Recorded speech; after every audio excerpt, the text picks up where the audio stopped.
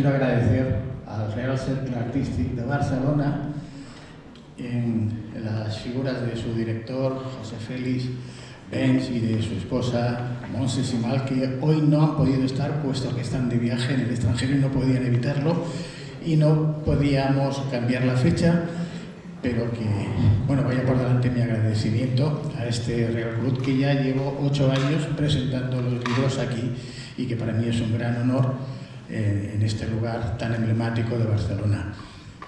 Vamos a empezar la presentación con un book trailer del libro, que resume mucho, porque el libro habéis visto que tiene 522 páginas, es bastante extenso.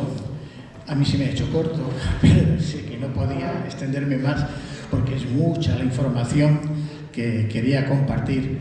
Y bueno, al final tuve que decir, bueno, vamos a dejar hasta aquí. Y en la presentación voy a intentar explicaros lo más relevante del libro. No todo, ni siquiera vamos a tocar todos los temas que hay porque son muchos, pero sí vamos a ver lo más importante y lo más relevante del libro. Así que voy a empezar con el book trailer y a continuación daremos comienzo a la presentación.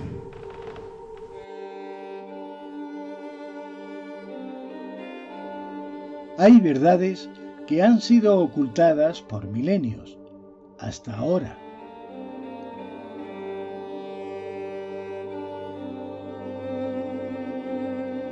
Durante siglos, la humanidad ha vivido bajo un velo de oscuridad.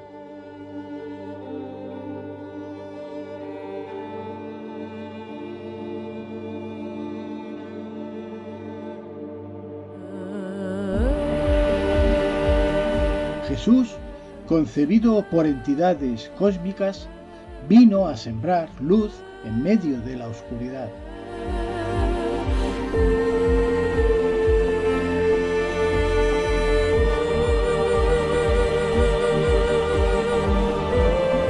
Una revelación espiritual emerge. Jesús, concebido por entidades cósmicas, vino con una misión sobrehumana: sembrar amor, perdón y verdad.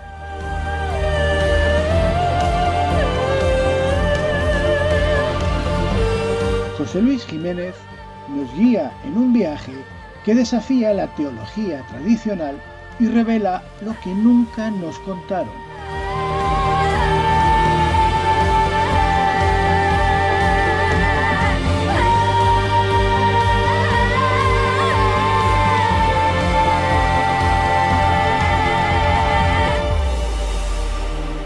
Este libro es un llamado a despertar, a mirar más allá de lo visible, a recordar quiénes somos.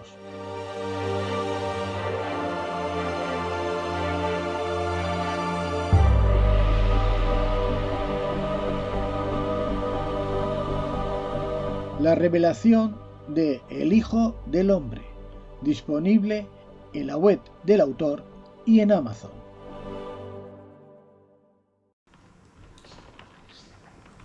Bien, pues vamos a dar comienzo a la presentación de este libro.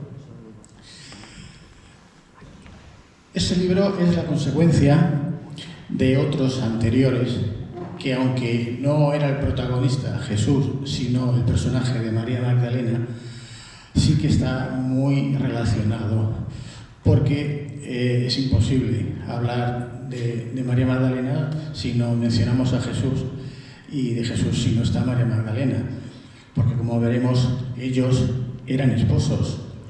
Y esto ya hace 25 años, cuando empecé a investigar, pues ya me causó, vamos a decir, algún inconveniente, no vamos a ir más allá, y era difícil publicar algo que se había ocultado durante casi 2000 años, que era la relación marital de Jesús y María Magdalena como esposos y que además con descendencia. Y hay documentación, aunque en estos libros ya está todo detallado porque son 3 que publiqué durante estos años. Aparecieron cada vez mayor información, documentación que había sido ocultada o destruida. Y esto sucede a raíz del Concilio de Nicea. Hasta esa fecha, hasta el 325, el año en que el emperador Constantino I convoca este concilio, los seguidores de Jesús y de María Magdalena, los primitivos cristianos, los primeros, ellos tenían varios documentos, escritos, creencias, no todos coincidían, pero sí estaban todos de acuerdo en que eran esposos, que tenían descendencia, etc. Y en este concilio, como digo, todo esto se anuló por completo. El que, entre todos estos grupos o sectas de cristianos, el que se llevó el gato al agua, como se suele decir, fue Saulo de Tarso, San Pablo. Y esta fue la corriente cristiana que sería la que fundaría la nueva religión del Imperio Romano, que se llamaría la religión católica, apostólica y romana. En este concilio, por lo tanto, se legaliza el cristianismo, se crea el canon de la religión, que está compuesto por los 4 evangelios, primero de Marcos, de Mateo, de Lucas y de Juan, y se rechazan, se eliminan aquellos escritos o manuscritos que se van a conocer como evangelios apócrifos. Tanto es así que el propio emperador Constantino va a decretar un edicto por el cual cualquier persona que tenga conocimiento, que tenga un documento en el que no se diga lo que se va a adoptar en este concilio, como es en la fundación del credo niceno, donde se dice que Dios y Jesús, junto con el Espíritu Santo, es la misma persona, que por lo tanto Jesús es Dios. Aquí hay una interpretación distinta por parte de otros obispos, como Arrio y los que le siguen, Arriano y Eusebio de Nicomedia, que se oponen a esta definición y dicen que no, que Jesús es una criatura creada por Dios, por el Padre, y por lo tanto no tiene la misma categoría, sino que sería inferior. Bueno, pues esto se convierte en una gran herejía, y el emperador prohíbe que se lea, que se tenga, que se posea ningún documento que no acepte lo que se dice en este concilio, castigándolos con la pena de muerte. Así que todo el mundo corre a destruir y a quemar todos los documentos que tienen.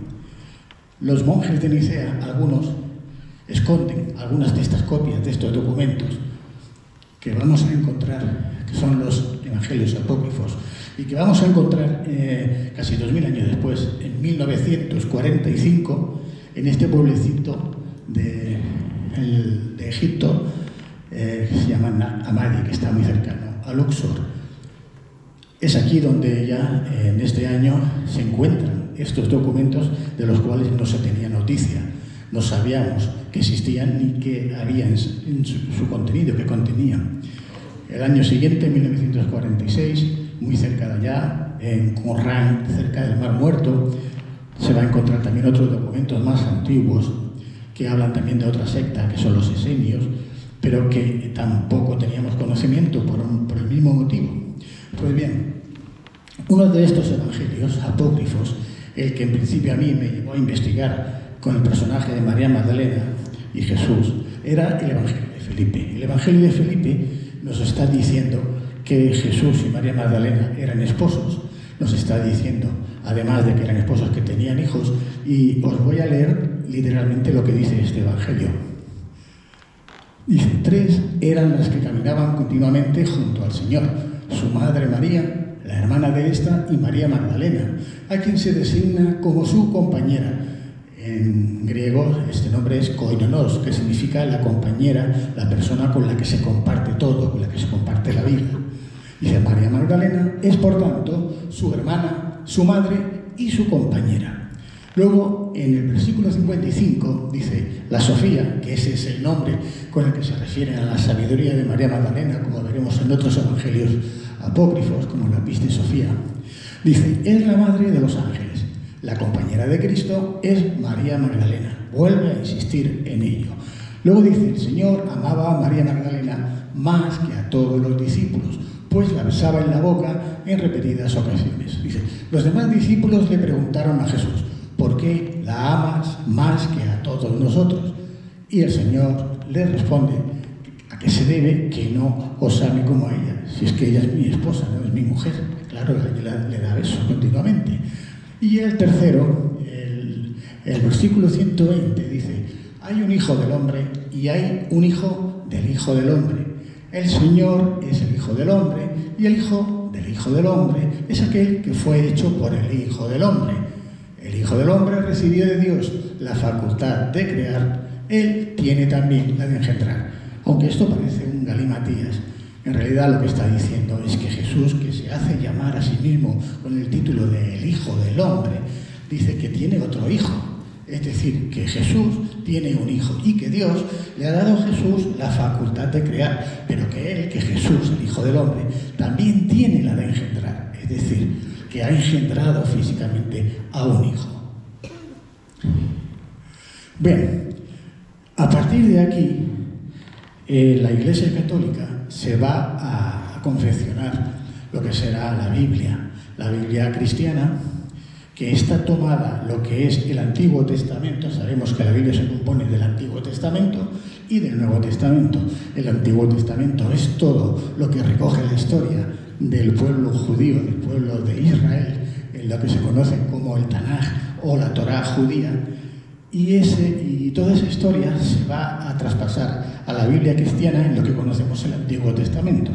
Luego, con la llegada de Jesús, del Hijo del Hombre, a partir de ese momento es cuando empieza el Nuevo Testamento, que es lo que realmente mayoritariamente, casi al 100%, pues siguen los cristianos, ya sean católicos o de otra variación. Pues bien, ¿qué pasa? Pues que en la Biblia hebrea, en la Torá, existen traducciones erróneas. Hay malas interpretaciones, manipulación e incluso fabulación. Y no lo digo yo, esto lo han dicho algunos filósofos como Baruch Spinoza, del cual hay un capítulo muy extenso del libro que explica todo lo que le sucedió a este hombre cuando denunció todas estas malas traducciones y fabulaciones. Y para que tengáis un ejemplo de lo que os digo, vamos a ver los diferentes nombres del Dios de Israel que se utilizan en la Biblia hebrea, que luego se van a traducir también mal en la Biblia cristiana. Entonces tenemos que la palabra Elohim, que representa a los dioses del panteón hebreo, pues esta palabra se traduce como Dios o dioses. Es decir, que la palabra es un sustantivo plural, no se refiere a Dios en singular, sino a dioses. Y no solamente se refiere a dioses en plural, sino que también se puede referir a seres divinos o ángeles, no solamente al Dios único, ya que estos seres o ángeles también tienen una condición y se les denomina como Elohim, como cuando se les refiere a un gobernante supremo que a la vez también es un juez y es una especie de señor del territorio, vamos a decir un gobernador, por ejemplo. Estas son las definiciones, algunas, hay otras más que veremos, de la palabra Elohim, que se traduce mal ya en el Tanaj judío. Por ejemplo, luego en Génesis nosotros lo vamos a ver en el 17.1, que se menciona a Dios con el nombre de El Shaddai y que viene a significar el Dios de la montaña. En Éxodo lo veremos también que se menciona con el nombre de Elohim, que hemos mencionado anteriormente. En Salmo 94 aparece con el nombre de Dios como Adonai o Edonai, cuyo significado es el Señor. Y luego tenemos el tetragrama YHWH, que los judíos pronuncian con el nombre de Yahvé, que significaría, en este caso, yo soy o el que es. En las Biblias, en algunas Biblias evangélicas, se traduce mal y lo traducen como Jehová. Jehová no está en ninguna parte de la Biblia hebrea, ni siquiera los judíos mencionan, no han mencionado nunca el nombre de Jehová.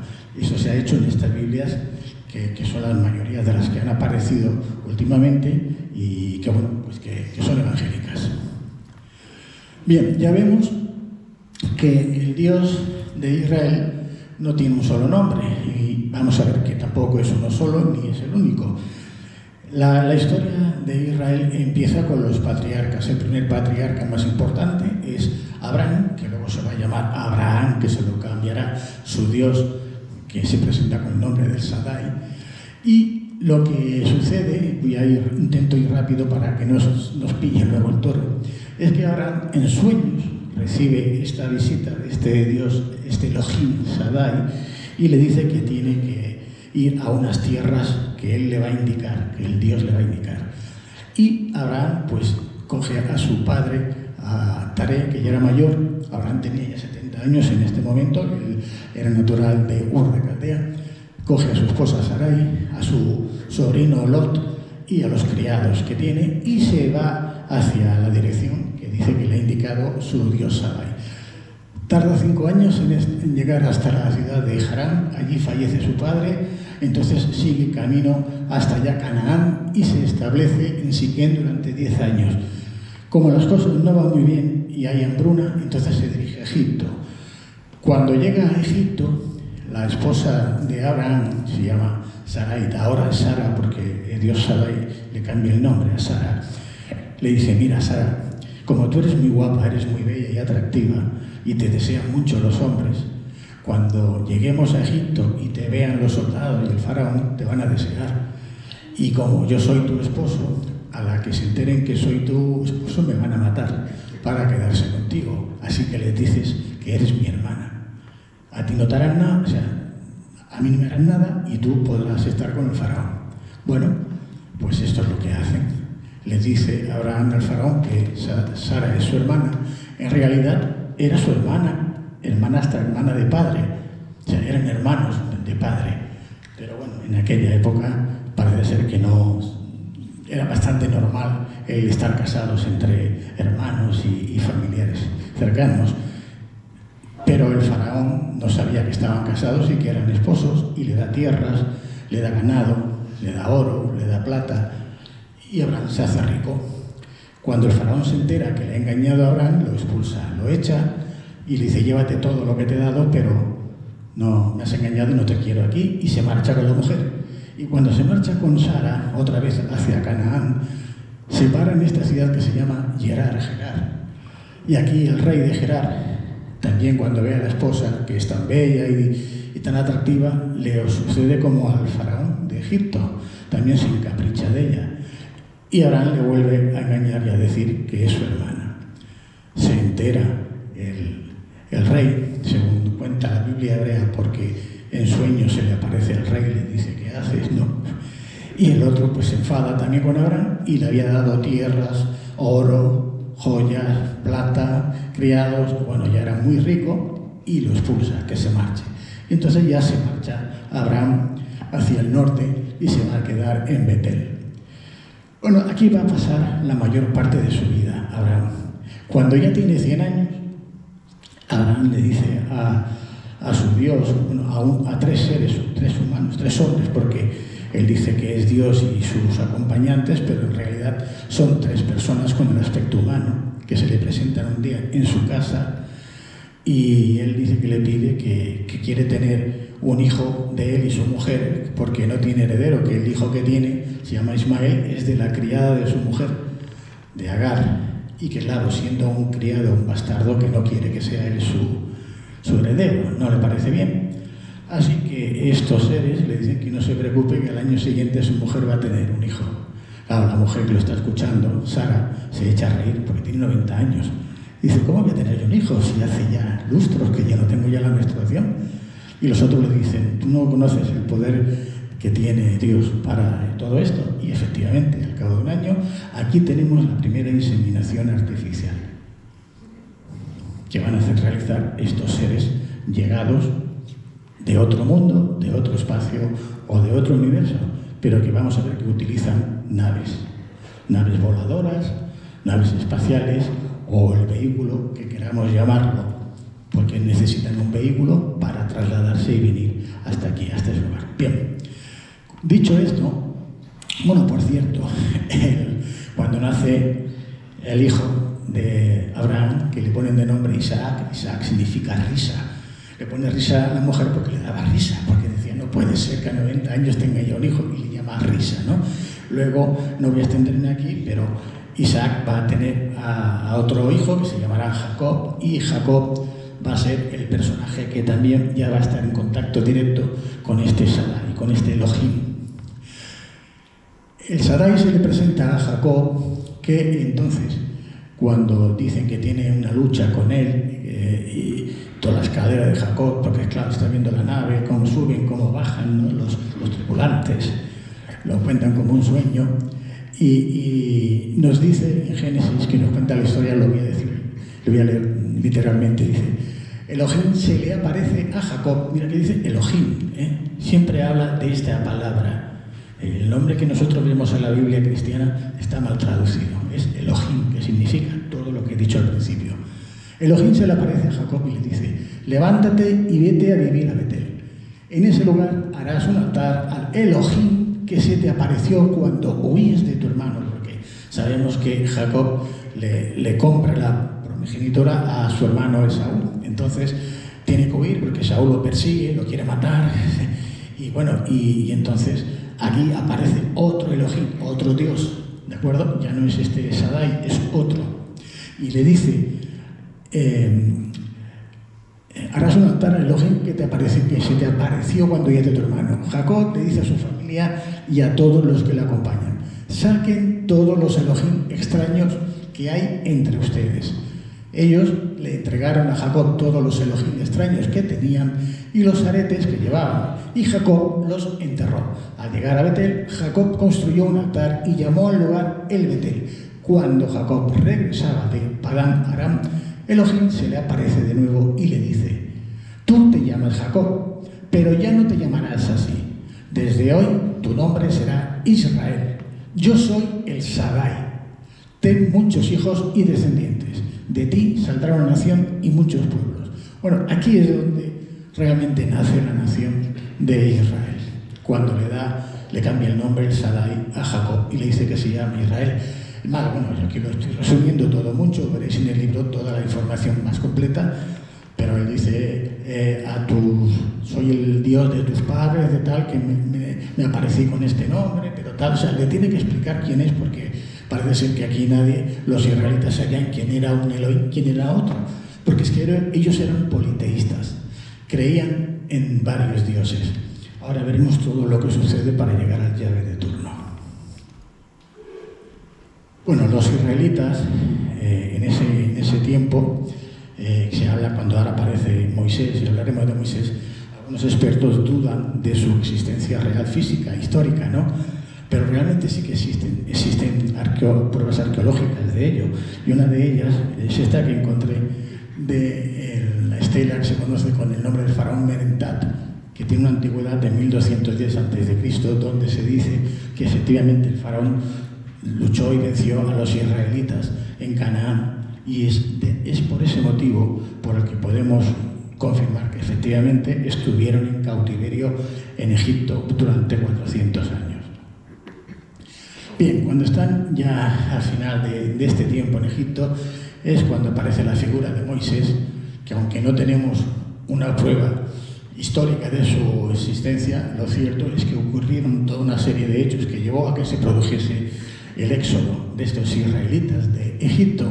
Entonces, Yahvé se va a aparecer, tal como nos explica en Éxodo, a Moisés, y dice: mientras Moisés cuidaba el rebaño de su suegro Jetro en el monte Horeb, se encontró con el ángel del Señor,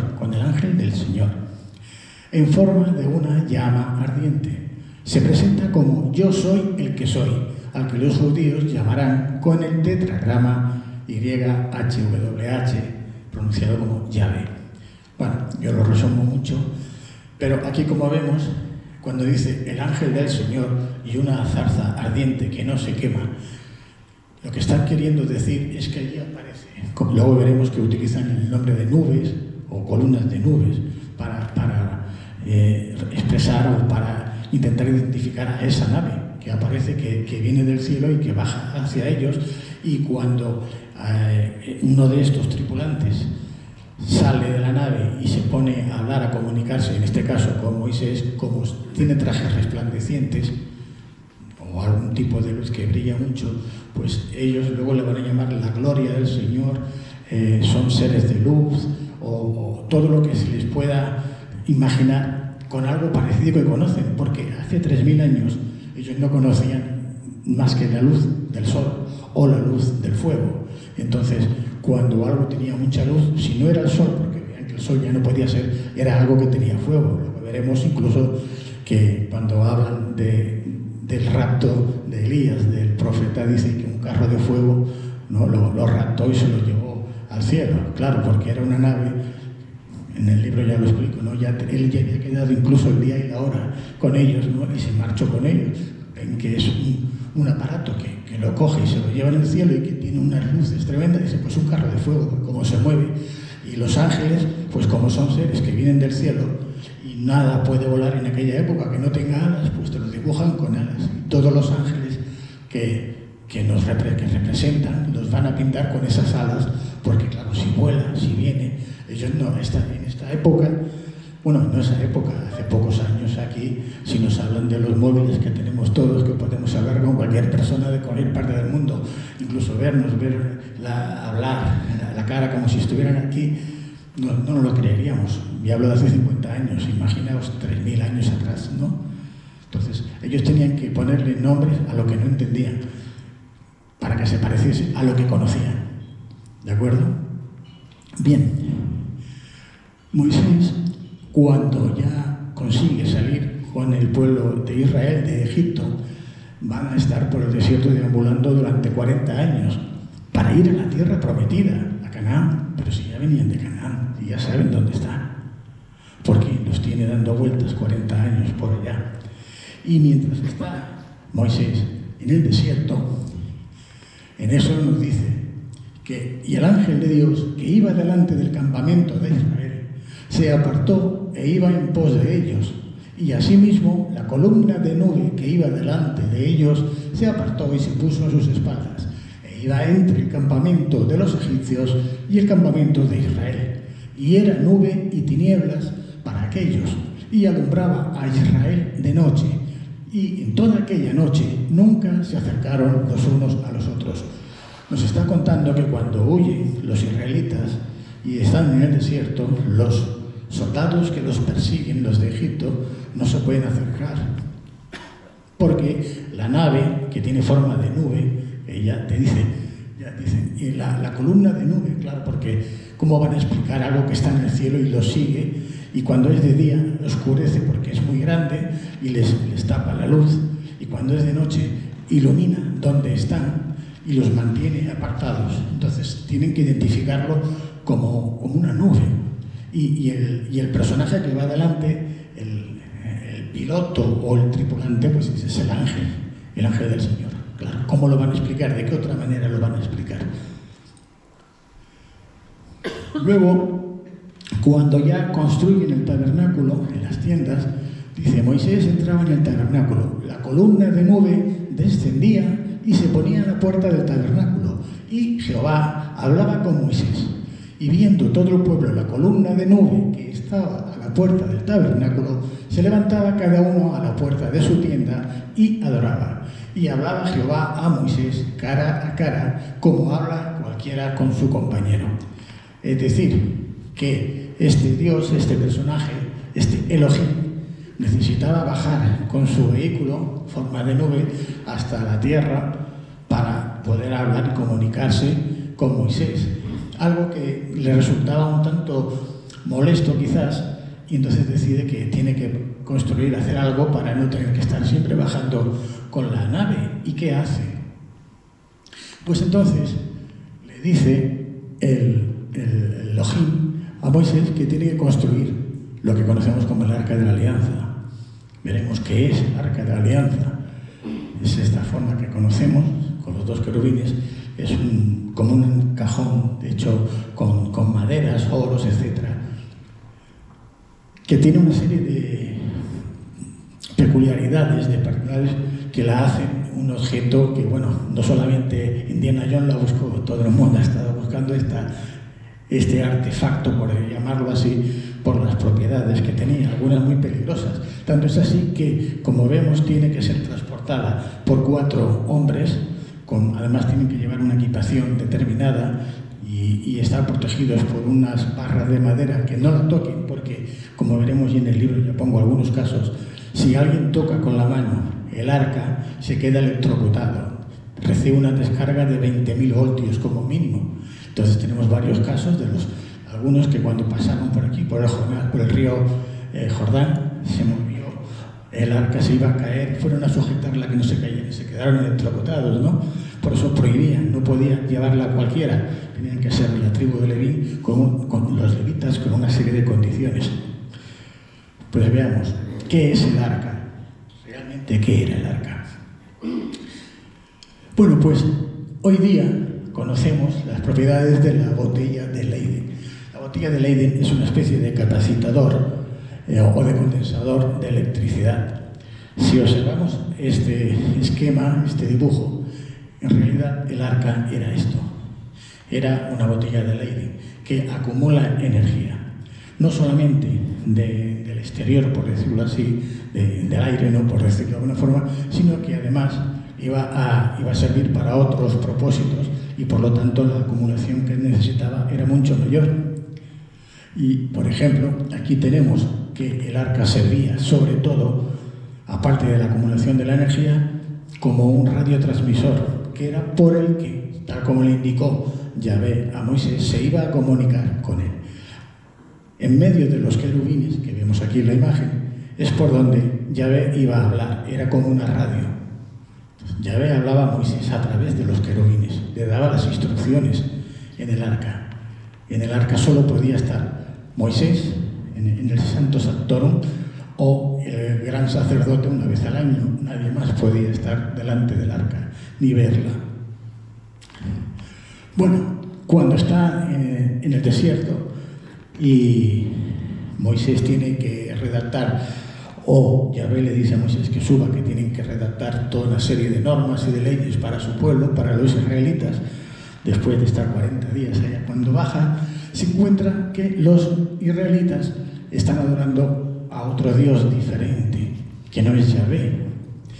Porque os he dicho que los israelitas eran politeístas, creían en varios dioses. Entonces, el panteón de los israelitas, de los hebreos, de entonces los principales, Elohims, era él era el dios principal, el Elohim principal, como si fuera el padre. Llegó a tener 70 y tantos hijos. Digo hijos para entendernos. La esposa era la diosa Aserat y luego tenía otro dios que era el dios Baal, que es el que se representa como el toro, como el becerro de oro que estaban adorando los israelitas cuando baja Moisés y rompen las tablas allí enfadado.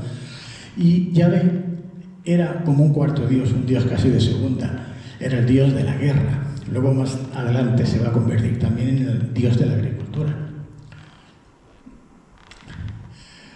Después ya de que Moisés muere y pasa el tiempo, más de 400 años, aparecen unos líderes tribales que se van a conocer con el nombre de jueces, que es el libro de los jueces de la Biblia hebrea, que también lo tenemos en el Antiguo Testamento, hasta la llegada del primer rey de Israel, que será el rey Saúl. Después de Saúl, por desavenencias que hay entre los propios judíos, surge el rey David y luego vendrá su hijo el rey Salomón en el año 952 a.C.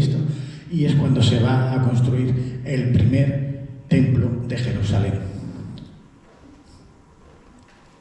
Jerusalén, entre las disputas que hay entre los diferentes jefes tribales, se vuelve a dividir en dos reinos, y el reino de Israel sería la parte superior y en la parte inferior, en el sur, quedaría el reino de Judá. Dos reinos que van a tener sus más y sus menos en la historia. Ahora no vamos a contar todo, pero se llegan a pelear entre distintos clanes. Y llega la conquista de Israel en el año 586 a.C. por el rey Nabucodonosor II, el rey de Babilonia. Aquí ya el arca de la alianza, la nave de Yahvé y los ángeles, nadie aparece. Da la impresión de que se han marchado todos, que lo han expulsado, algo ha pasado. Pierden la batalla y los israelitas conquistados, la mayoría, unos pueden huir a Egipto y otros van a ir a parar a Babilonia, a lo que se conoce como el cautiverio de Babilonia.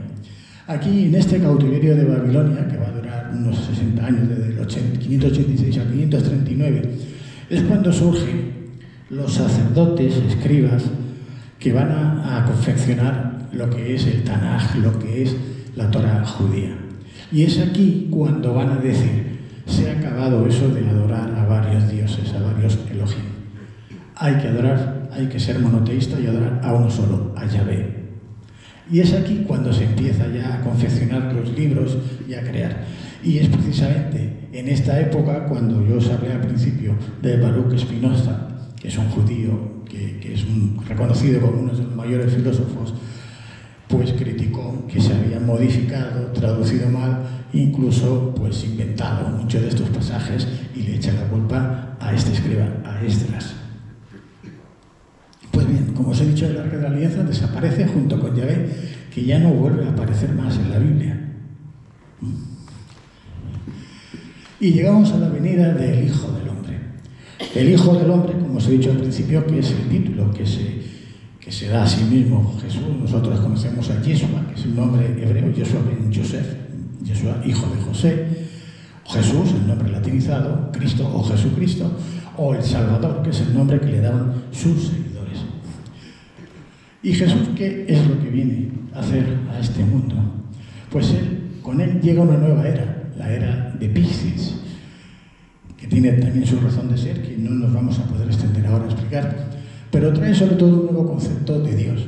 Ya no se trata del Yahvé de los judíos, de ese Dios cruel, vengativo, rencoroso, castigador.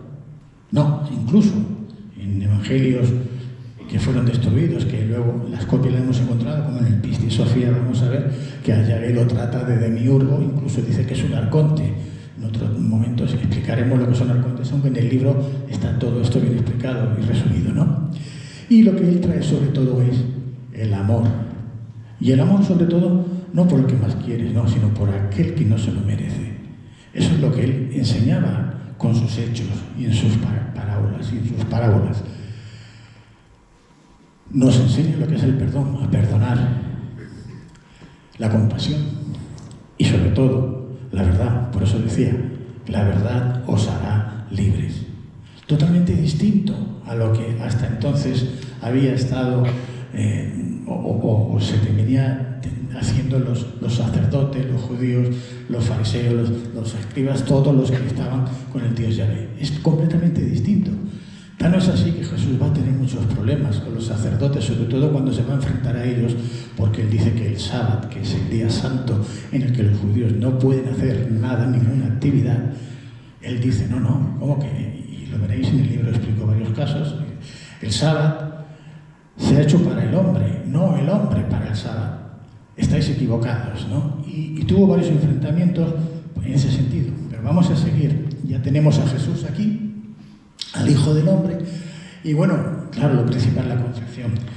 Antes os he dicho y os he explicado la concepción del Hijo de Abraham, que fue, una concepción artificial en este sentido, puesto que fue concebido por estos seres, ¿no? Que llegaron bien del espacio exterior, de un plano, otro plano dimensional o un universo paralelo. No voy a poder decir exactamente de dónde, pero que no eran de aquí, está claro, es evidente, y eran muy superiores tecnológicamente a lo que en aquella época se conocía. Incluso hoy día siguen teniendo una tecnología que hoy día no podemos llegar a igualar, aunque ya nos estamos aproximando con la inseminación artificial.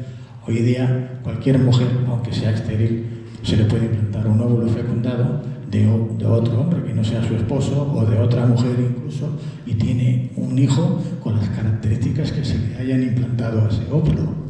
Imaginaos una tecnología que te permite elegir no solamente los rasgos físicos de ese ser que van a hacer, sino además la capacidad de su cerebro y una forma, una manera de ya estar, vamos a decir, preeducado, preformado para los conocimientos que tiene que adquirir.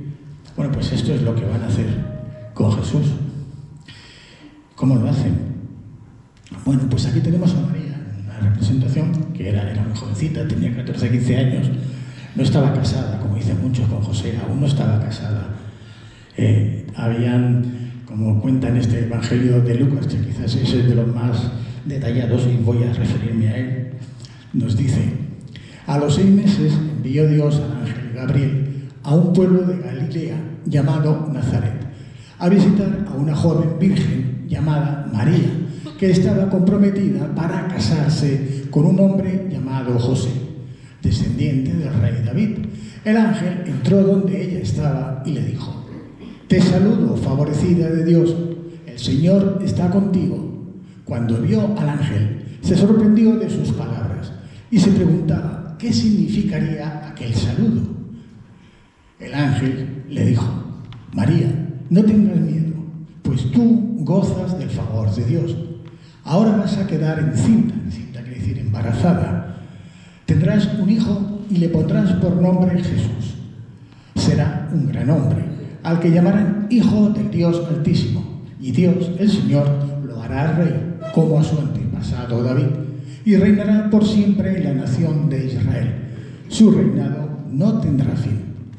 María preguntó al ángel: «¿Cómo podrá suceder esto si no vivo con ningún hombre?» No estaba casada y por lo tanto ella no conocía varón, como dicen otras versiones, no conocía a ningún hombre. Y dice: «¿Cómo me voy a quedar embarazada si no conozco a ningún hombre?», ¿no? Y el ángel le contesta: «El Espíritu Santo», es otra de las formas a las que se refiere a esta nave, a esta fuerza de este Elohim. Dice: «Se posará sobre ti y el poder de Dios Altísimo se posará sobre ti como una nube». Otra vez aparece la nube. Es decir, que le está explicando: va a venir un objeto volador que estará sobre ti y será el que fecundará ese óvulo, lo que van a hacer. Dice: «Por eso el niño que van a hacer será llamado Santo e Hijo de Dios». También tu parienta Isabel es la madre de Juan el Bautista, que ya tenía más de 90 años, que no podía tener hijos tampoco, que era estéril. También la fecundan también. Y dice que no podía tener hijos, está encinta desde hace 6 meses. Esto es un dato muy importante que luego vamos a ver que tiene trascendencia para conocer cosas sobre Jesús. Y dice: para Dios no hay nada imposible. Bien, aquí tenemos un cuadro de Carlo Crivelli, en 1486, que es muy representativo. A mí me gusta porque vemos aquí, hay una nube, forma de platillo, o un platillo con forma de nube, como queráis, del cual surge un rayo, una especie de rayo láser, que va a parar a la cabeza de la que se supone que es la Virgen María. Aquí casi siempre suelen poner cerca esto que veis aquí, no sé si por aquí se puede, no se ve. Bueno, aquí hay una especie de paloma, ¿no? Van a utilizar la paloma como referencia cuando se refieren a ese Espíritu Santo, ¿no? Porque vemos que la paloma desciende siempre lentamente, vuela despacio. Vamos a ver que tiene su porqué. Hacen referencia cuando dicen como una paloma. Dicen como una paloma, no hablan de una paloma. Bien, sigamos. Y llega el nacimiento de Jesús y nos dice la Biblia, no los evangelistas. Aquí ningún evangelista dice nada de esto, ni los canónicos ni los apócrifos. Esto, cuando a la Iglesia le interesaba, cogía textos apócrifos o que no sabía de dónde salían, y cuando no le interesaba no los cogía. Pero esto fue un invento de la Iglesia. Cuando la Iglesia, el Papa, pide a Dionisio el Exiguo que calcule la fecha de nacimiento de Jesús para el calendario que tenemos actualmente, que está mal, pero es el que tenemos. Entonces, este Dionisio el Exiguo se pone a calcular la fecha de Jesús y ya se equivoca sin contabilizar el año 0, porque del 0 a 1 va un año, pero él empieza por el año 1, porque ni los romanos ni los judíos contemplaban el 0. Los árabes sí, pero ellos aún no. Entonces ya se olvida del año 1. Luego, cuando Gregorio pasa al calendario juliano, al gregoriano también, del día 3 o 4 de octubre, salta al 14 para ajustar las fechas con los calendarios lunares, etc. En fin, hay un desfase de un año y varios días. Y eso no es todo, porque nos cuentan los evangelistas, que cuando Jesús nace, los pastores están a la intemperie cuidando del rebaño, de las ovejas. Si fuese el 25 de diciembre, allí no se puede aguantar nadie, ni a la intemperie ni en una casa. Hace un frío qué pena, está todo helado. En Jerusalén, en octubre como mucho, ya todos los pastores han metido a las ovejas al rebaño en los rediles. Ya nadie puede estar fuera. El tiempo máximo que están fuera es a final de septiembre o primero de octubre, pero más allá de octubre no hay ningún ángel, entonces, no hay ningún pastor cuidando. Y entonces nos dicen que un ángel se aparece a estos pastores que están allá en la intemperie y les anuncia que ha nacido Jesús y que tienen que ir a adorarlo. Bueno, pues aquí tenemos ya que el 25 de diciembre no puede ser. Yo os voy a adelantar muy rápidamente, si hay tiempo os explicaré por qué lo he hecho así, en el libro sí que está todo. Jesús nace el 24 de septiembre. Y os voy a explicar por qué. Tenemos un dato de Juan el Bautista, que nace 6 meses antes de Jesús, justo 6 meses. Y Juan el Bautista nace en marzo.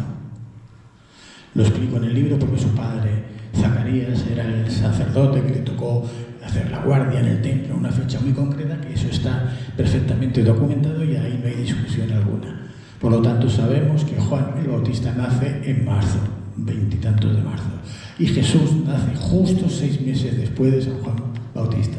Por lo tanto, nace en septiembre. Y luego yo explico todo lo demás. Y tampoco, ahora cuando lleguemos a la cruz, a la muerte y tal, tampoco tenía 33 años. Porque ahora vamos a ver lo que sucede para saber por qué no tenía 33 años. Cuando dicen, aquí la Iglesia vuelve otra vez a coger lo que le interesa. Ahora sí coge un escrito antiguo, apócrifo, que hablan de los reyes magos. No son reyes.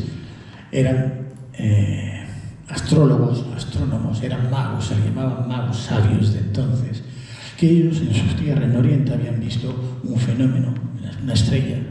Para ellos era una estrella, claro, si le hablas de una nave que está, es una estrella para ellos, ¿no?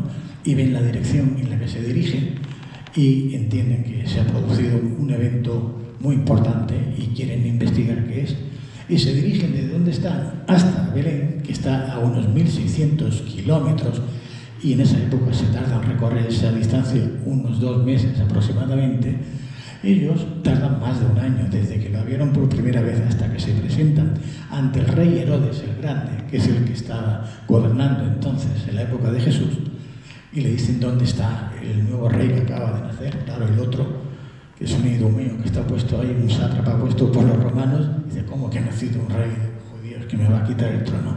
Dice, no, decidme dónde está, que yo lo voy a ir a adorar. Bueno, los magos que saben se enteran, porque le avisan estos ángeles de Dios que Herodes lo quiere matar, pues ya no se devuelven por otro camino, ya no se lo dicen.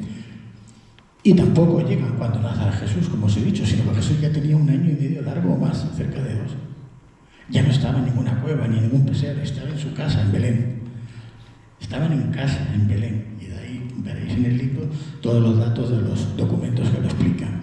Por eso, el rey Herodes manda matar a todos los niños varones menores de 2 años, porque los magos le dicen, hemos tardado 1 año y medio en llegar desde que la vimos. Tiene que tener cerca de 2 años el niño. ¿Y qué hace Herodes? Manda matar a todos los varones menores de 2 años. ¿Y quiénes están? Bueno, luego reciben el aviso otra vez del ángel y tal, y se marchan a Egipto. Van a estar en Egipto, en lo que hoy día sería el barrio copto del Cairo. Ahí hay una casa que se dice que es de la Sagrada Familia. Aún hay algunos utensilios y se supone que fue allí donde estuvieron. Y allí ya Jesús tenía 2 años de edad. Está hasta los 4 años, 4 y algo, 2 años y pico, no está más tiempo allí en Egipto. Regresa y luego a los 5 años ya hay algún pasaje, algún apócrifo que habla de Jesús, de cosas que hace siendo niño, pero que, bueno, estos evangelios no tienen mucha credibilidad por cosas incoherentes que dicen. Pero no es lo importante para nosotros. Aquí lo importante es que Herodes muere, y eso sí que está demostrado y constatado y aceptado por todos los entendidos, en el año -4 antes de Cristo. En el año -4. muere Herodes. Y Herodes hace matar a los niños menores de 2 años, es decir, hasta el año -6. Estamos, por lo tanto, viendo que Jesús nació en el -6 antes de Cristo realmente, no en el año 1. Antes os decía, la fecha, los 33, más los meses de diferencia que habían calculado mal, más estos 6 años que faltan desde el 0 al -6 y nos dan 39 años. Jesús murió en la cruz con 39 años y 6 meses. Pero todo esto lo veréis en el libro perfectamente detallado. Bueno, luego ya Jesús nos aparece con 12 años en el templo.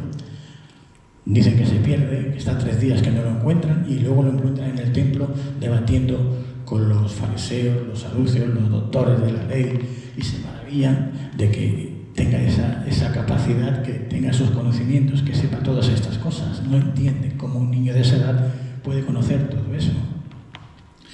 A partir de ahí desaparece. Jesús no aparece en ningún libro, en ningún escrito, no tenemos ninguna referencia de Jesús. Desde los 13 años hasta los 30 son 18 años en que ya no sabemos nada. Es cierto que han salido libros, hay uno de un ruso, Nicolás, ahora no recuerdo el apellido, y otros más que dicen que Jesús estuvo en Cachemira, que estuvo en el Tíbet, otros que sí se fue a Egipto. No necesitaba hacer eso, podría haber estado allí en algún momento. No voy a decir, yo no lo voy a negar que hubiese esa posibilidad, pero veréis en el libro, porque yo expongo todas las versiones en pro y en contra de lo que hay, y resulta muy difícil por muchos motivos. En cambio, Jesús desde el principio, esa nave que hemos visto, que nosotros interpretamos como un platillo volante o tal, siempre estuvo con Jesús. Lo vamos a ver en los hechos principales, los más trascendentes de su vida, siempre estuvo acompañado, nunca estuvo solo, incluso vamos a ver que estuvo dentro de esa nave en más de una ocasión. Entonces, lo más probable y lo que seguramente sucedió es que la formación que necesitaba completar Jesús la hizo con su padre Abba, en la nave de su padre Abba. Abba era el nombre que utilizaba en arameo Jesús para referirse a su padre, a su Dios, ¿no? Al padre, que no le llamaba Abba. Entonces, es muy posible que esto fuese así. ¿Por qué? Porque ahora veremos lo que sucedió más adelante, conforme iba avanzando. Por cierto, muchos dicen, bueno, es que Jesús, ¿por qué? Me explicaron, ¿por qué le has puesto esa cara? Es tan guapo, es tan... Los judíos tienen una cara así, como esta, que es la fisonomía que me ha dado la IA con los datos de un judío de aquella época. Pues claro que no tiene esta fisonomía Jesús. Jesús tenía una fisonomía como esta, que estamos viendo aquí. ¿Por qué? Pues porque fue concebido por estos seres, que no era su padre, no era el José, el padre putativo, que significa putativo, que no es el padre natural, sino el que es el que se le asigna, ¿no? Y por lo tanto, ese embrión era el que de alguna forma pues habían fecundado estos seres tan evolucionados tecnológicamente. Hoy día podemos, incluso como os he dicho, podríamos, a cualquier mujer que fuera estéril, y insertarle un óvulo y tendría el hijo con las características que tendría el ser que hubiera fecundado el óvulo. Por lo tanto, ya vemos que ya no es un milagro, es una cuestión de tecnología. Y la tecnología va a aparecer a partir de ahora en todas partes. La vamos a ver siempre, la tecnología de estos seres, que es muy superior, es la que va a hacer que las personas de entonces digan, esto es un milagro, esto es un prodigio. No, eso es tecnología, que entonces se desconocía, ¿no? Bien, perdón, antes os he dicho, esta descripción yo la obtuve de una carta que existe de un tal Publio Léntulo. Eso era un funcionario romano que conocía a Jesús personalmente, y el César Tiberio quería saber qué aspecto tenía Jesús. Pues claro, por donde iba destacaba, ¿no? Y este hombre, este Galileo, porque él era Galileo, no era judío de Judea, era Galileo. Y tenían diferencias con los otros también, pero bueno, eso lo veréis en el libro. Entonces él le detalla, cabello largo, rubio, ojos claros, tal, todo esto lo detalla. Y yo con esta descripción y con otras que luego veremos más adelante, con la sábana santa y tal, pues surge esta imagen. Y si no era así exactamente, era muy, muy, muy parecido. O sea, esta sería quizás la imagen más cercana a la real que tuvo Jesús. Bien, continuamos. Bueno, la primera vez que ya aparece incluso en público la nave de Abba es en el bautismo, cuando Juan el Evangelista está bautizando a Jesús. En los evangelios nos cuentan, dice, y Jesús, después de que fue bautizado, subió luego del agua, y he aquí los cielos le fueron abiertos porque la nave, que estaba ocupando un gran espacio, proyecta los rayos de luz, ¿no? Y claro, los que están allá dicen, se ha abierto el cielo, viene luz, ¿no? No conocen otra luz que el sol o el fuego, yo os decía antes, ¿no? Entonces, los cielos fueron abiertos y vio al Espíritu de Dios, que descendía como paloma. Ven que algo sale de la nave y baja y se acerca. Claro, eso es el Espíritu de Dios. Van a decir que es otro aparato, no entienden de eso, ¿no? Y venía sobre él, dice, y hubo una voz de los cielos que decía, este es mi Hijo amado, en quien tengo complacencia. O sea, surge una voz de los cielos. Bueno, hoy día, si ponemos ahora, estáis escuchando los altavoces, ¿no? Y no tenemos la tecnología de entonces, de estos seres. Se podía escuchar voz, trueno, música, lo que hiciera falta en un guiardado, en cualquier momento, incluso otro tipo de vibraciones o energías. Bien, seguimos. Rápido porque voy ya un poco retrasado. Jesús, entonces, bueno, es llevado por ese espíritu, esa nave, por eso le llaman espíritu, al desierto para ser tentado por el diablo. Y después de haber ayunado 40 días y 40 noches, tuvo hambre, claro. Quien aguanta 40 días, 40 noches sin comer, pues claro que tuvo hambre, ¿no? Entonces, bueno, el diablo que se le presenta y Jesús le dice, vete, Satanás, porque escrito está, el Señor tu Dios adorarás y a Él solo servirás. El diablo entonces le dejó, y he aquí, y esto es lo bueno, dice, y he aquí que vinieron ángeles y le servían. Claro, tenía tanta hambre que vinieron a servirle, ¿no? Los ángeles, claro, los tripulantes de la nave aquí en el desierto. Y aquí tenemos esta de las más impactantes. Aquí nos referimos a la transfiguración, que es como se le llama, de Jesús en el monte Tabor. Lo que sucede aquí es que Jesús se va con 3 de los discípulos, generalmente le acompañaban, que eran Pedro, Santiago y Juan, y cuando están allí esperando, ven que Jesús baja como una luz, una nube. Primero es una nube, luego es una gran luz, se introduce dentro Jesús, desaparece.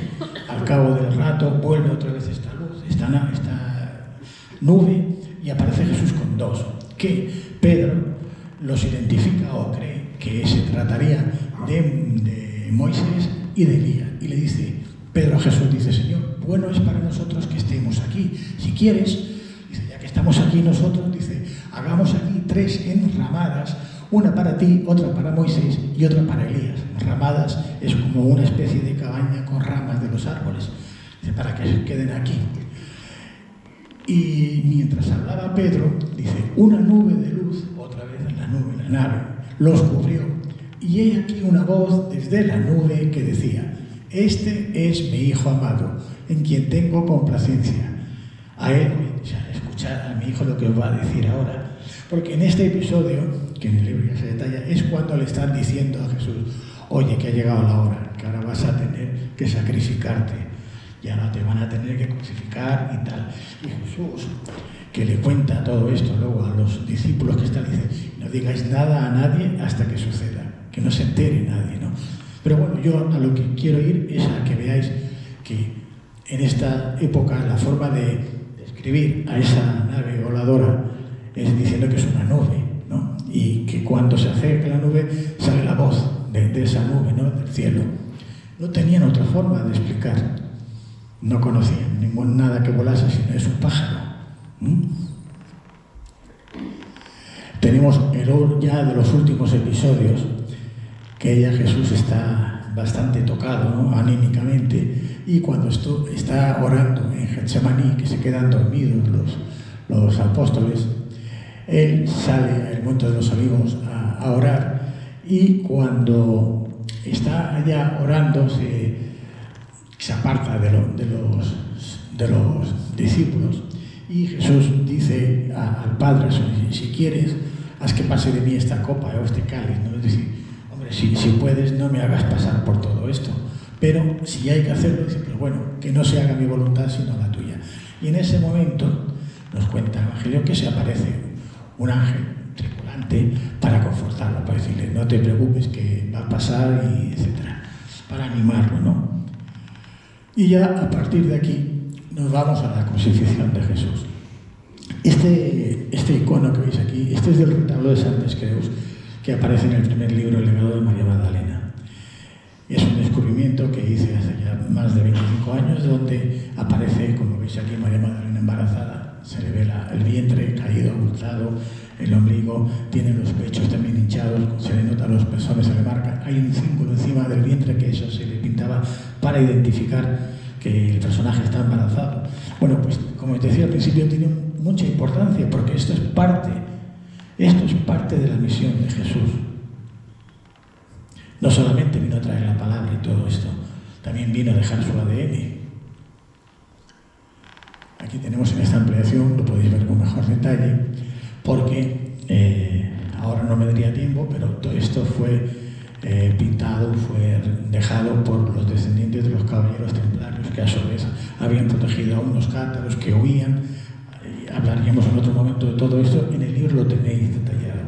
Entonces en el libro sí que conoceréis por qué está todo esto así.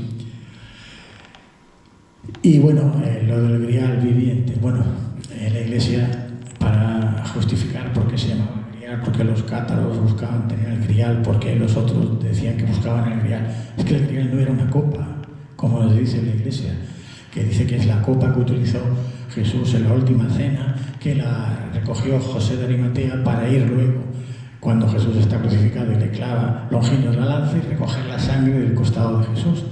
Entonces ese recipiente contendría la sangre de Jesús y se le llama grial. ¿Por qué? Porque en realidad el significado viene de que el continente no es una copa, como os he dicho, sería la propia María Magdalena, que es la que contendría la sangre de Jesús en su vientre, puesto que está embarazada de él. Ella es el grial viviente, a lo que me refería. El nombre de grial viene porque cuando María Magdalena huye, que veréis una parte en el libro que cuento, del primero, del legado, lo hace yendo hasta lo que hoy día es el sur de Francia, y de aquí va a recorrer toda la zona que se conoce como Occitania. En el idioma occitano, que es con catalán antiguo, que se parece mucho al catalán, sangre se escribe con sang y real, real. Entonces, al unir las dos palabras, san real, sale sangre real, sangrial, que es el que conocemos, ¿no? Viene de esto. Pues bien, ¿por qué es real? Porque Jesús, cuando es crucificado, lo condena Poncio Pilato porque lo declara rey de los judíos. No tenía otra forma de sentenciarlo a morir. Él no quería matarlo, los saduceos lo acusaban de blasfemo, Herodes Antipas se ríe de él, dice que está loco, que este es un loco, que bajara que no le hagan caso, se ríen, se burlan, tal. Y Poncio Pilato, que además conocía a su esposa Claudia Prócola, la familia de Jesús y María Magdalena y tal, se enfada hasta con el procurador, y él no quiere matarlo, y al final le obligan los fariseos, los saduceos, diciendo: o lo sentencias a morir en la cruz, o le diremos a Tiberio César que no quieres condenar a un enemigo de Roma, y tú verás. Entonces ya no dice: bueno, yo me lavo las manos, allá vosotros, este hombre es inocente, y le pone este letrero que se pelean con él los jefes del Sanedrín, porque él aquí es de INRI. Ahora vemos aquí, lo que significa es Jesús Nazarenus Rex Iodeorum, es decir, Jesús, el Nazareno, rey de los judíos. ¿Por qué Nazareno? Que era de Nazaret. No, Jesús no nace en Nazaret, y eso también lo explico en el libro, sino que él pertenecía a la secta de los nazareos o nazaritas. Era una subsecta esenia. Ya hemos hablado antes de los esenios, que era anterior a Jesús. Existieron como 200 años antes de la llegada de Jesús. Y este era el título que le pusieron, que no les gustó a los jefes de Sanedrín, pero que Poncio Pilatos les obligó a tragar, por decirlo así. Dice: no, os voy a poner, ya que me habéis hecho matar, voy a poner Jesús Nazareno, rey de los judíos, ¿no? Por eso, él, como rey, su sangre es real. Por eso, su hijo, la descendencia de él, que está en el vientre de María Magdalena, que es el grial viviente, porque ahí está la sangre real, ese es el grial. Y ese es, lo explico así rápido, el por qué ese nombre y todo lo que hemos visto hasta ahora. Bueno, voy rápido. En la crucifixión Jesús no va a estar solo. Él tarda en morir como unas 5 horas, y digo casi 6, cuando lo crucifican.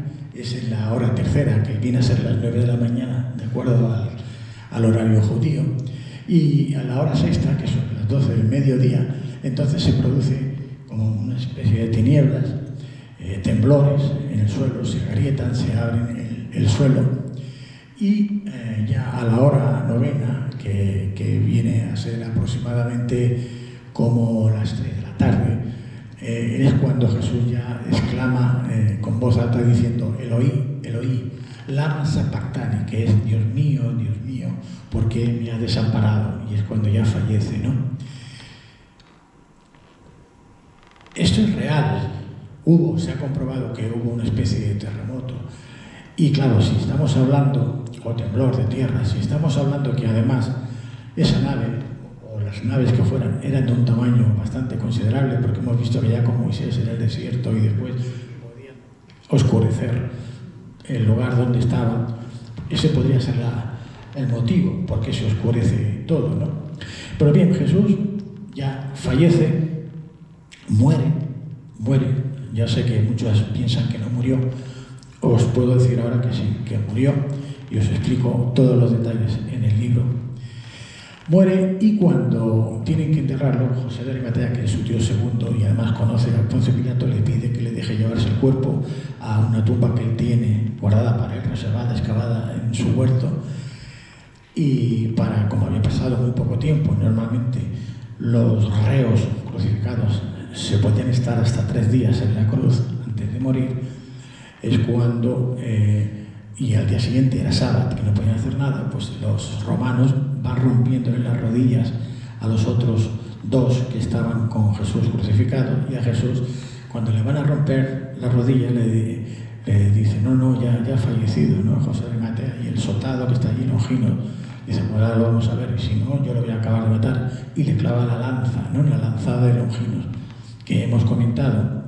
Bueno, pues Jesús muere realmente allí, y lo explico todo con detalles, y es llevado al sepulcro de José de Arimatea.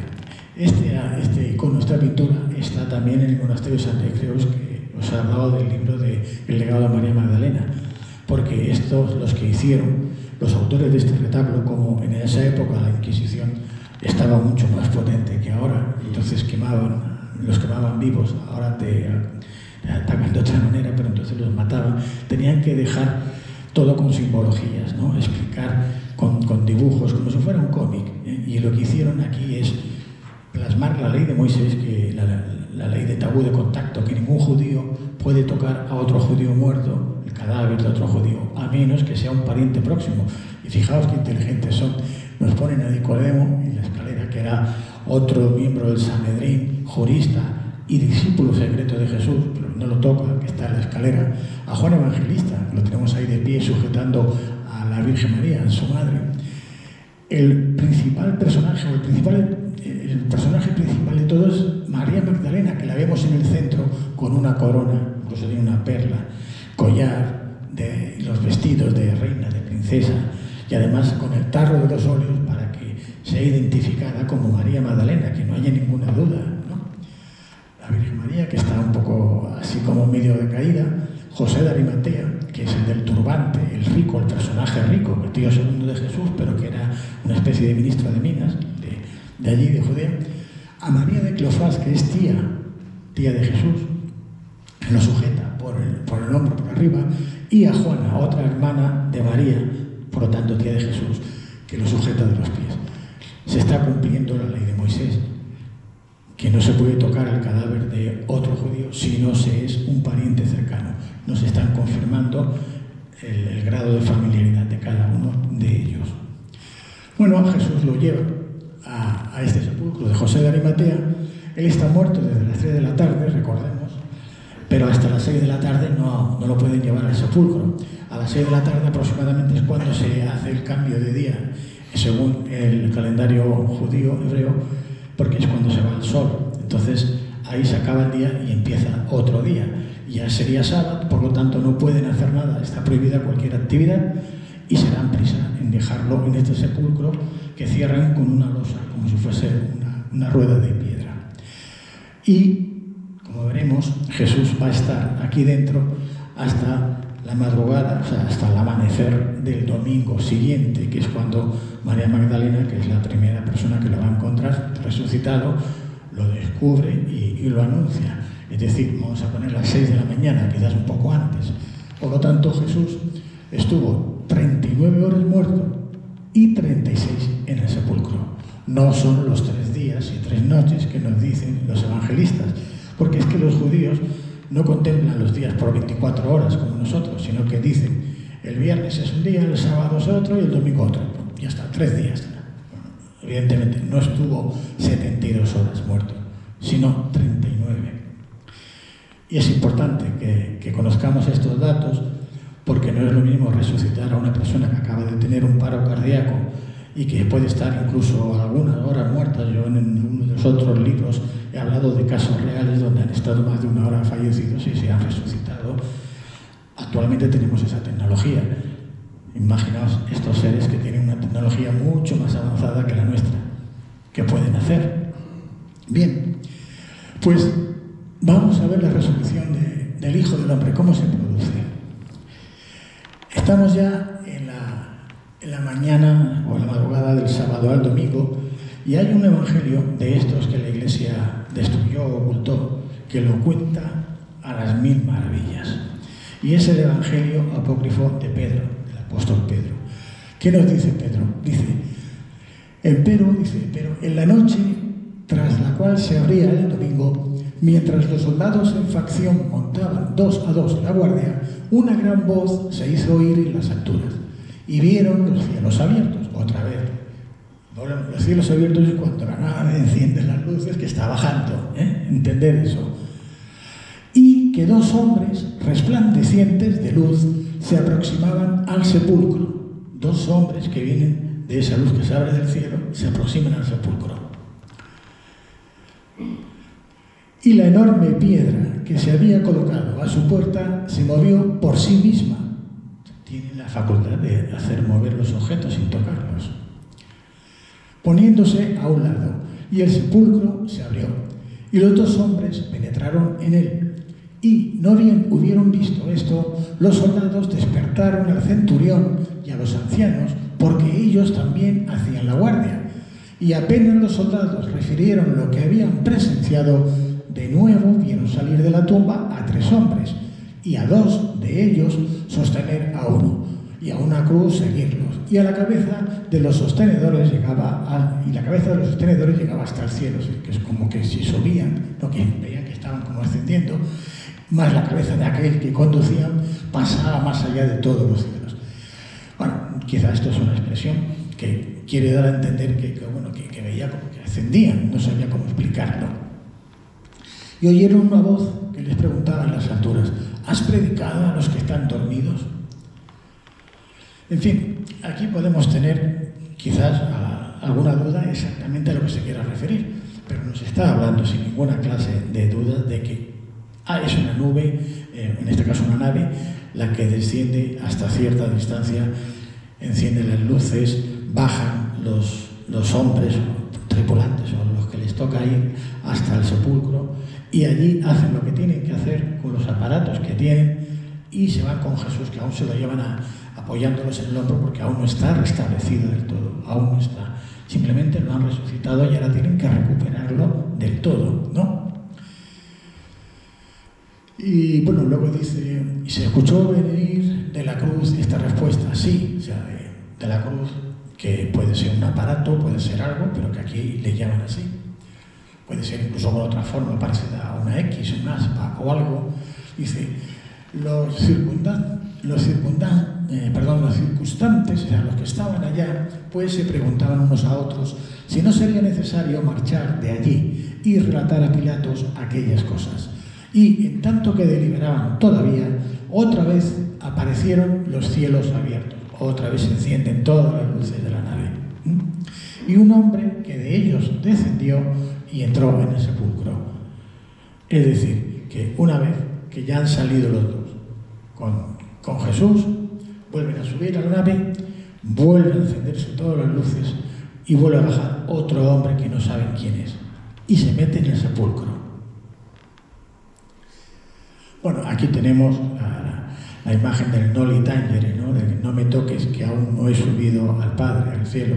Es lo que nos cuentan sobre Jesús. Y María Magdalena, cuando lo ve, dice, no me toques aún. Aquí yo lo explico en el libro con más detalle, porque puede ser que no sea el cuerpo físico de él, sino un holograma. Explico lo que es un holograma, que hasta hace muy poco las personas pues no lo sabían, porque es una técnica que se ha descubierto hace poco tiempo. Os puedo poner un ejemplo de Michael Jackson o de algún cantante famoso como Nat King Cole con su hija, que ya está fallecido, y la hija estaba viva y los dos cantaban, y el que no lo sabía se pensaba que estaban los dos vivos cantando en el escenario. Pues eso se produce con la tecnología del holograma. Pues imaginaos lo que son capaces de hacer estos seres con una tecnología superior a la que ya conocemos nosotros, que no llegamos ni a una parte pequeñísima de ellos, ¿no? Pudiera ser un holograma. Por eso le dicen, no me puedes tocar. No es que no quieras, es que no me puedes tocar porque me ves, me oyes, pero no estoy físicamente. Eso es lo que sería un holograma, ¿no? Bueno, y pasamos ya a cuando Jesús, una vez que ya ha pasado unos 40 días, según unos evangelistas, luego veremos que hay otra información, con los discípulos, que ya sube a la nave, y aquí también con testigos, y además se lo explican a los discípulos para marcharse. En esta ascensión vamos a ver lo que nos cuentan el Hechos de los Apóstoles. De hecho lo explica Lucas también antes, pero aquí está más extenso, por eso he tomado este texto, que dice, ya traté, este es Lucas que le escribe al rey Teófilo, le dice, ya traté en mi primer libro, querido Teófilo, que todo lo que Jesús hizo y enseñó desde el principio hasta el día en que subió al cielo, después de haber dado sus instrucciones bajo la acción del Espíritu Santo a los apóstoles, Espíritu Santo, que es quien estaba en la nave, que había escogido.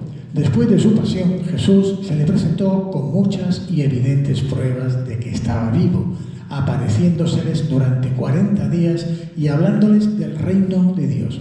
Un día, mientras comían juntos, les ordenó, no salgáis de Jerusalén, aguardad más bien la promesa que os hice de parte del Padre, porque Juan bautizó con agua, pero vosotros seréis bautizados con Espíritu Santo dentro de pocos días.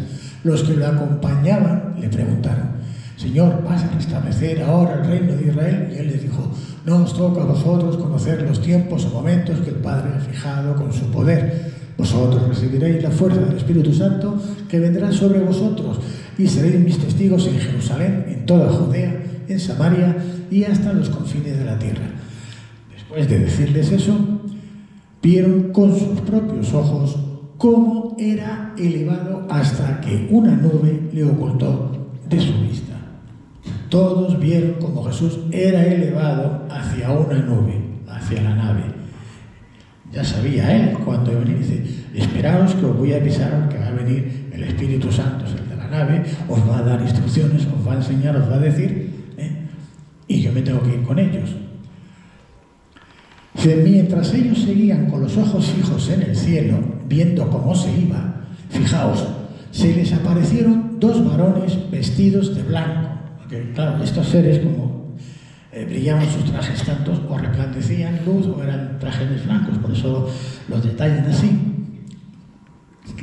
Dice, dos varones vestidos de blanco que le dijeron, Galileos, ¿por qué os quedáis ahí mirando al cielo? Este mismísimo Jesús que se os ha arrebatado así para ir al cielo, va a volver exactamente igual que le habéis visto irse al cielo. Es decir, que les está diciendo, Jesús se marcha, pero va a volver de la misma forma que lo estáis viendo, con la nave. ¿De acuerdo? Y bueno, hay otra frase que también lo corrobora, que es de Mateo, que dice, porque el Hijo del Hombre vendrá en la gloria de su Padre. La gloria de su Padre es la nave, con sus ángeles. Los ángeles pues, son los, vamos a decir, los pilotos, los tripulantes, todo lo que lleva allá. Y entonces pagará cada uno conforme a sus obras.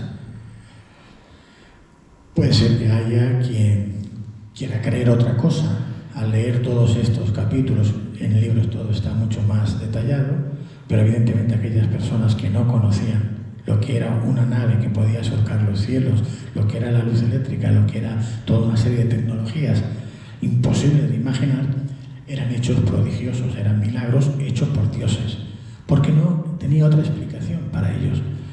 Hoy día, si en vez del personaje de Jesús leemos en un periódico o en la televisión algún programa una persona que le ha pasado todo esto, hay alguien que tenga duda de que se trata de un encuentro en tercera fase o cuarta, como queráis, con una tripulación de un objeto volante no identificado.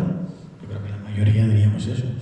Y si alguien que piensa que nosotros, los pobres humanos, somos la única civilización existente en un universo que tiene miles de millones de años de existencia y nosotros apenas llevamos 2000 aquí, ya veis cómo estamos, 2000, una civilización que lleve solo un millón de los 4.500 millones que tiene la Tierra que existe, solo uno, ¿qué ventaja nos llevaría si nosotros en 50 años hemos sido capaces de pasar de los carros tirados con mulas a ir con coches que vuelan y que van, bueno, en fin.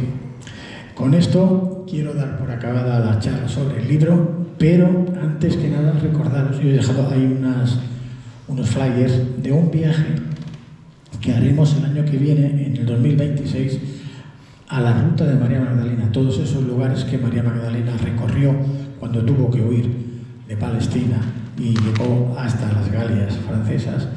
Y bueno, pues si el que esté interesado ahí tiene toda la información con todas las visitas que se van a realizar y todo lo que quieran, y si quieren preguntar algo, pues también me pueden preguntar. Y a partir de ahora, pues el que quiera hacerme alguna pregunta, disponemos de unos minutos antes de empezar a firmar los libros, y el primero que quiera, pues que levante la mano.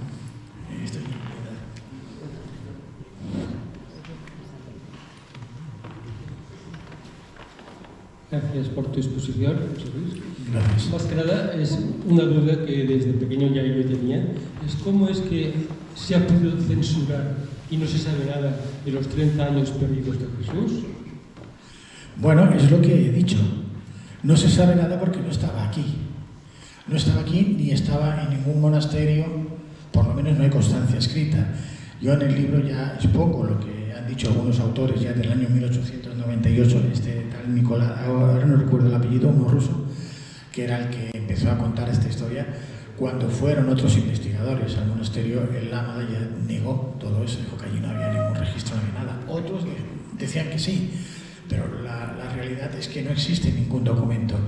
Pero sí, yo lo entiendo como un puzzle, ¿no? Con las fichas sueltas. Si empezamos a unir las fichas de este puzzle y vemos que Jesús efectivamente estaba en contacto continuo con su padre Abba, con su nave, no necesita ir al Tíbet, ni a Egipto, ni a ningún lugar para recibir esa formación y esos conocimientos que recibió cuando estaba con su padre Abba en su nave. Y de ahí que ese tiempo fuese el que utilizaron pues para enseñarle lo que tuvieran que enseñarle y viajar hasta donde quisiera viajar. Pudiera ser aquí o pudiera ser incluso a otra galaxia, no lo sé. Pero esos años que dicen perdidos, no es que fuesen perdidos, es que él estaba formándose. Estamos hablando de Jesús, no estamos hablando de un emperador, no estamos hablando de una persona ilustre, estamos hablando de Jesús, del Hijo de Dios. Y si del Hijo de Dios no había profetas, no había discípulos que estuvieran escribiendo continuamente cosas, no se entiende cómo hay este vacío tan grande, ¿no? Bueno, ya te he dicho, los documentos que hemos encontrado, aparte de los 4 evangelistas del canon, fueron destruidos. fueron quemados. El propio emperador castigaba con la muerte a quien tuviese otro documento que no dijese lo que ellos sentenciaron en el Concilio de Nicea.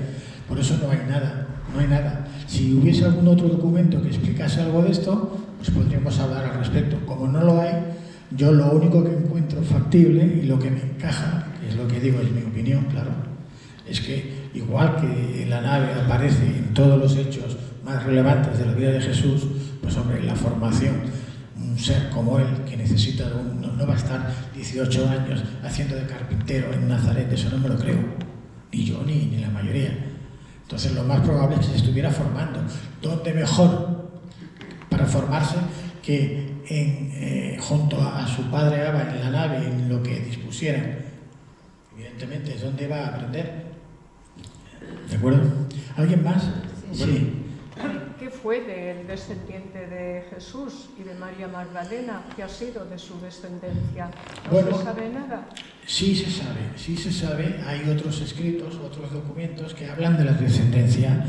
Una de las hijas se quedó en el sur de Francia y luego surgió a partir de esta descendencia la saga de los reyes merovingios, que sabemos que en el siglo VII ya la Iglesia Católica fue a por ellos, a eliminarlos, porque les molestaba por cuestiones que ahora no sería largo de explicar, pero yo lo explico en los otros libros. Y la otra hija sería la que iría con José de Arimatea a lo que conocemos como Avalon, en Inglaterra. Ahí se quedaría la saga de la dinastía de esta otra hija. Hay escritos, hay documentos, unos de estos se llaman algo así de Fredegardo, es un nombre que está escrito en latín, creo, y en otro idioma extraño, en la Biblioteca Nacional de París. Ahí hay una copia de este escrito, habría que ir aquí. Pero hay una universidad que tiene otra copia, no sé si está en otro idioma o en latín, que también lo explica. Y esto se recogió hace ya muchos años, cuenta toda la historia desde el principio hasta aproximadamente la época de los merovingios, que es cuando se supone que la Iglesia consigue acabar con los descendientes que se llaman, por cierto, desposini. Desposini es una palabra griega que significa los que pertenecen al Señor, a Jesús, ¿no? Entonces sí que hay texto y hay. Lo que ocurre que eso no se ha hecho público, no se le ha dado ninguna propaganda, no ha interesado nunca, como el resto de la información que he facilitado antes. Se desapareció. ¿Hay alguien más? Buenas tardes, José. Muchas gracias por la charla. Gracias. Mi pregunta es, si él se ha ido en una nave, entonces la idea es que crees que va a volver en alguna nave, y la frase de que todos van a pagar por sus hechos de alguna forma, ¿crees que se trata de otro tipo de reset de la humanidad o es algún mensaje encubierto ahí? No lo creo, porque va un poco en contra con las propias palabras de Jesús, del amor y del perdón, ¿no? Entonces, pienso que esto lo escriben hombres, personas, ¿no? También ellos, de alguna forma, todos estos escribas, evangelistas, ponen de su parte lo que ellos entienden, lo que ellos creen que va a suceder o que va a pasar. Entonces, a ver, no hay que tomarlo todo literalmente al pie de la letra, pero es evidente que si ya les anuncian de que tal como se ha marchado va a regresar.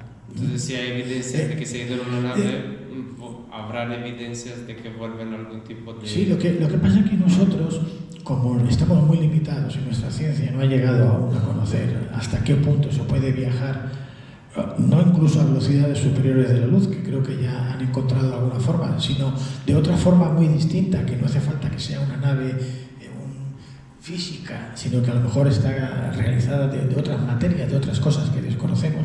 Igual viene y no sabemos qué es él, ¿no? Aunque yo en el libro personalmente pienso que la esencia de Jesús, lo que significa Jesús para los hombres, para la humanidad, no es algo físico que venga en una nave. Jesús estará aquí cuando todos lo tengamos dentro, es decir, cuando sus enseñanzas las practiquemos todos, cuando amemos, cuando practiquemos el perdón, la compasión y busquemos la verdad, ahí entonces estará Jesús aquí. Con una conciencia. Sí, no tiene por qué ser una nave y un ser físico. Entonces, esta es mi opinión, ¿eh? Este sería el verdadero regreso de Jesús. Desgraciadamente las cosas no están muy por la labor, pero bueno, estamos en ello, ¿no? Vamos a ver si conseguimos, ¿no? Gracias. Gracias. Bueno, luego este señor. Sí, no, sí, Pilar. Vale. Yo todo esto lo comparto mucho, pero yo voy un poco más allá y todas las religiones que existen tienen mucho en común. El mal es las interpretaciones que dedica cada cultura. Todos quieren el bien de su población. Entonces pienso que en todas las religiones es lo mismo. Pueden ser los mismos extraterrestres que han ido de diferentes maneras, haya diferentes culturas y todos de alguna manera han buscado lo mismo. Pero luego lo que yo no entiendo es cómo se permite, cómo hay esta lucha entre religiones durante todos los siglos. Sí, claro, si todos realmente fuéramos hijos de ese único Dios, pero cada religión quiere tener su propio Dios, su único Dios, y no acepta o no admite que la otra religión pues piense lo mismo que ellos. Entonces, ese es el problema, la poca tolerancia, la intolerancia existente, ¿no? El que no seamos capaces de tolerar que otra persona no piense como nosotros, aunque sea mínimamente. Lo tenemos aquí, yo lo explico incluso al principio en el libro, dentro del cristianismo, ¿cuántas sectas cristianas hay? Infinidad. Que si no sé qué del séptimo día, que si el otro el sábado por la tarde, que si los evangelistas de no sé qué, pero no estamos hablando de lo mismo. En cambio, cada secta quiere ser ella, ¿no? Y eso es porque en su momento cada líder religioso que surge quiere tener el poder, quiere tener el control de esa masa de personas para su beneficio propio y personal. Jesús ya lo decía, ¿no? Lo dice. Él cuando dice en uno de los evangelios, dice, y me llamaréis todos, y habla del futuro, habla de estos tiempos. Él hablaba casi siempre no para ese momento, sino para estos tiempos. Y él decía, me diréis, Señor, Señor, y en tu nombre expulsamos espíritus, y en tu nombre sanamos, y en tu nombre hicimos. Y él dice, y yo os diré, no os reconozco, hacedores de maldad, porque habéis llevado a la gente como si fuera ganado.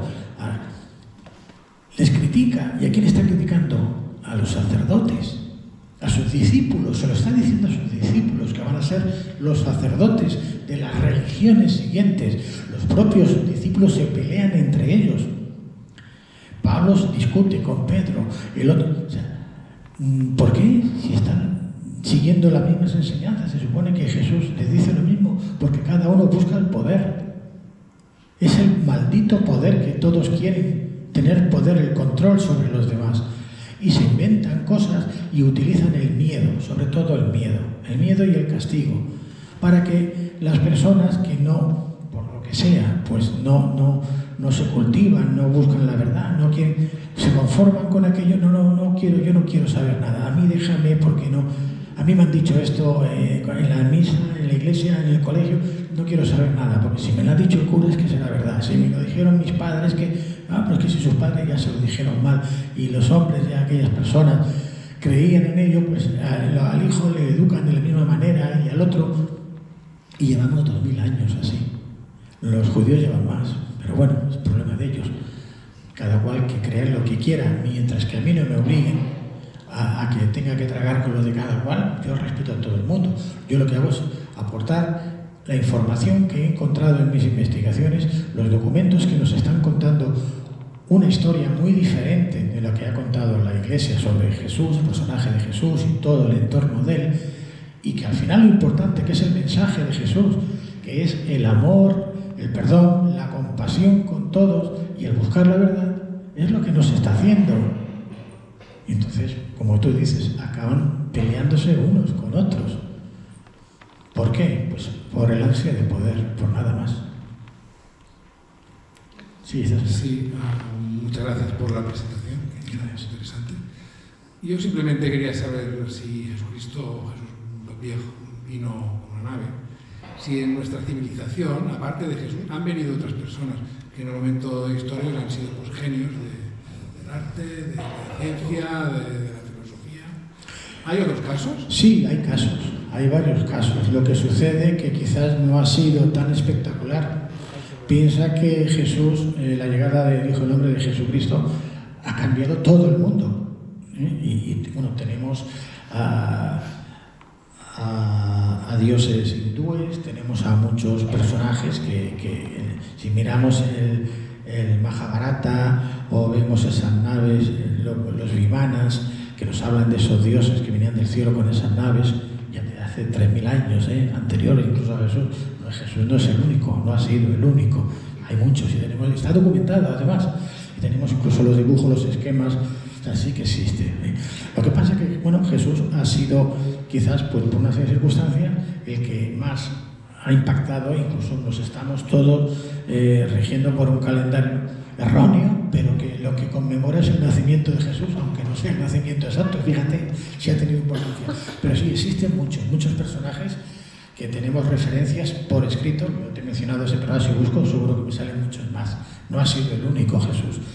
Y bueno, Buda, creo que era anterior también a Jesús, pues también hablaba de cosas similares, ¿no? En definitiva, lo que nos quieren hacer entender a estos seres superiores, por lo menos tecnológicamente, y yo diría que espiritualmente también, porque llevan muchos miles de años aquí, quizás me salga un poco del tema, pero llevan muchos miles de años en la Tierra, no solamente, y son los responsables, algunos de estas razas, que también lo explico en el libro, hablo de los Anunnaki, porque, claro, Yahvé dice, yo soy el creador, no, él no ha creado nada. Los Anunnaki sí que crearon, transformaron el ADN del Homo homínido al Homo sapiens, que somos. También lo explico en el libro, digo, es que es muy extenso y todo no me daba tiempo, ¿no? Entonces veremos que lo que se pretende precisamente es la evolución del ser humano, del Homo sapiens que somos, a un ser superior, espiritualmente sobre todo, ¿no? Y eso es lo que se ha buscado desde siempre, pero siempre aparece el líder de turno que a través del miedo, del castigo, del control, pues quiere tener el poder de todo. Gracias. Muchas gracias, Vicente. Gracias. Sí. Yo quiero hacer una pregunta de que dices que no queda prácticamente información, solamente lo de los apócrifos, y yo no sé si sabrás tú, dicen que en el Vaticano, debajo del Vaticano, hay libros históricos muy antiguos. ¿Sabes si de ahí se podía sacar esa información censurada? Yo te diría que creo que sí. Te digo por qué, porque ni ellos saben lo que tienen. Te pongo algún ejemplo. El Archivo Secreto del Vaticano tiene como 40 kilómetros, 40 o 50 ya, de largo las galerías de aquí para allá, ¿no? Ni ellos saben lo que tienen. Fueron empezando a dejar allí desde un principio libros, documentos, todo lo que encontraban, ¿no? Archivar todo, ponerle orden, cuesta tanto que en el 2004 una historiadora, se llamaba Stephanie, no recuerdo el nombre, en el libro creo que hago referencia a ella, buscando otra cosa, se encontró mal archivado el manuscrito de Chinon. El manuscrito de Chinon lo escribe en el año 1308, un año después de que los caballeros templarios, en octubre de 1307, son apresados por el rey Felipe IV el Hermoso francés, ¿no? Y obligan a arrestar a todos los grandes maestres, a los caballeros templarios, y el Papa entonces, que era Clemente V, que era una marioneta del rey francés, se ve obligado a obedecer al rey, cuando los templarios dependían directamente del Papa. Y este hombre, como le recarcomía aquello que había hecho mal, cuando está en Chinon, que era una ciudad francesa, porque entonces el papado estaba en Aviñón, no estaban en Roma, eran los franceses, estuvieron 70 años allí como prisioneros, ¿no? como secuestrados. Este hombre escribe en esta ciudad un manuscrito que exculpa a la orden de los templarios y exculpa a los grandes maestres. Ese manuscrito, que se conoce con el nombre de Chinon, no lo conocía nadie. El rey francés no le permitió al Papa que se retractara públicamente jamás, y a 3 años después o 4 años después, en el 1312, ya le obliga a disolver la orden, ¿no? Bueno, Por un error de mal archivo, hay otros casos, te pongo este porque lo conozco bien, pues esta doctora, esta bibliotecaria encontró ese documento.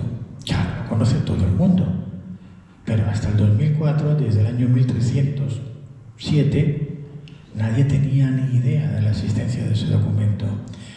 Yo decía antes, puede ser, porque han aparecido, en el 2010, 2012 aparecieron incluso, hay un pequeño texto del que se dice el Evangelio de María Magdalena o de la esposa de Jesús, donde Jesús dice, María Magdalena es mi esposa y al que no le gusta que reviente, y lo dice así, y dice más cosas, pero todo esto intentan ocultarlo o no darle importancia.